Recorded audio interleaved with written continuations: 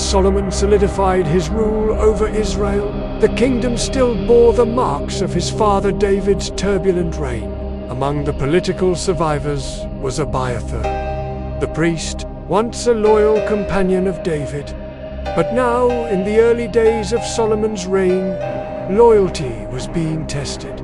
Abiathar had made a fateful mistake. He had sided with Adonijah, Solomon's older brother, in a failed attempt to seize the throne. Though Adonijah's rebellion had been crushed, the implications lingered. Solomon could not afford divided allegiances in the sacred offices of his kingdom, and so Solomon summoned but rather than execute him, the young king spoke with measured authority. "Go to your fields, Adam. You deserve to die, but I will not put you to death now, because you carried the ark of the Lord, God, before my father David, and shared all his hardships." It was a judgment steeped in mercy and political clarity. Abiathar was banished from Jerusalem, stripped of his role as high priest. With this act, Solomon removed the last major threat within the religious establishment and fulfilled a long-standing word from God. Centuries earlier, God had declared judgment on the house of Eli, the priest whose sons had defiled the sanctuary during the days of Samuel. Abiathar, a descendant of Eli, was the final remnant of that doomed line. His removal marked the end of Eli's priesthood, just as God had promised. In these verses, we see Solomon not only asserting his political strength, but also becoming an instrument of divine justice, balancing mercy, prophecy, and royal necessity as he established a new chapter for Israel. The kingdom's shadows had not yet lifted. Another man, Joab, remained, a warrior whose name was etched into the history of David's rise and reign. Joab had once been a fierce commander, David's nephew, and a man of great victories. But his hands were stained with the blood of Abner and Amasa, both slain in peacetime out of ambition and vengeance. And now, like Abiathar, Joab had cast his lot with Ad. When news reached Joab that judgment was coming, he did not run to the fields, nor to his own home. He fled to the tent of the Lord and clung to the horns of the altar, a final plea for mercy, a desperate grasp for sanctuary. But Solomon was not deceived by the gesture. He sent Benaiah, son of Jehoiada, his trusted captain, with a command, "Strike him down." Benaiah arrived and called out, "Come out!" But Joab refused. "No," he said, "I will die here." When Benaiah returned with the report, Solomon answered firmly, "Do as he says. Strike him down and bury him. This will take away from me and from my father's house the guilt of the innocent blood Joab shed."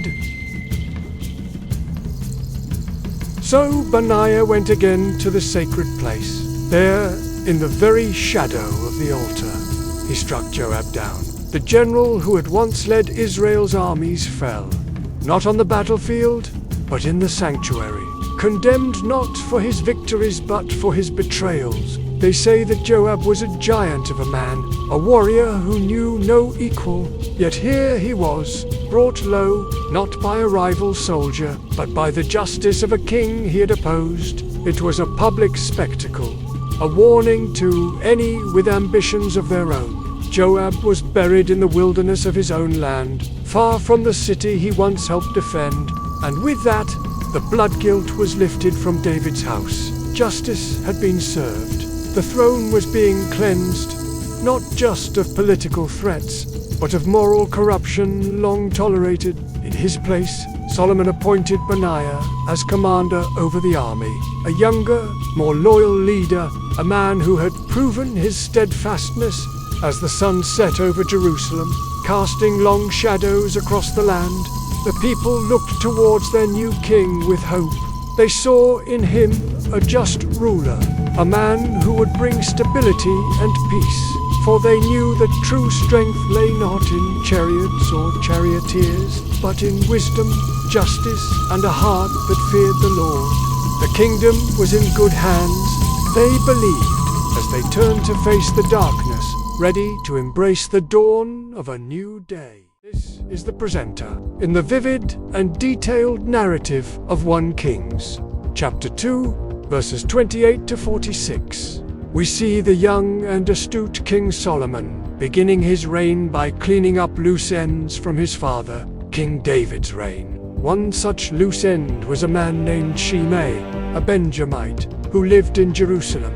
Now, Shimei wasn't exactly known for his loyalty to the royal family. In fact, during David's flight from his son Absalom, Shimei had cursed him. However, despite this very public display of disloyalty and disrespect, King David had shown mercy, sparing Shimei's life.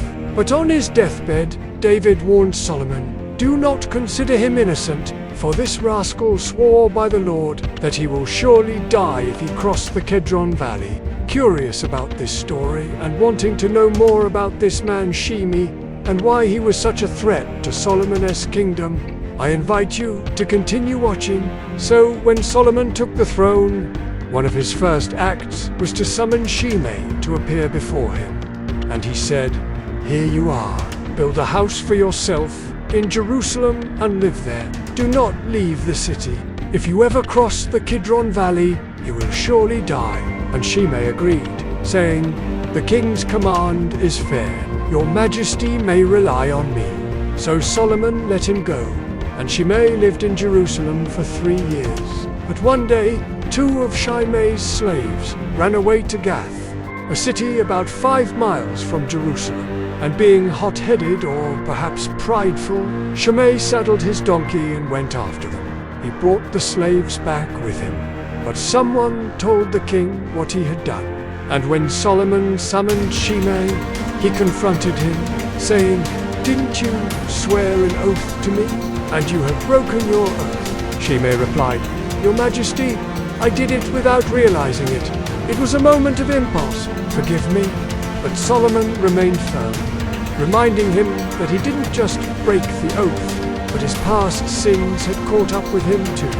"You must be put to death because you have cursed my father, King David, though he showed you nothing but kindness.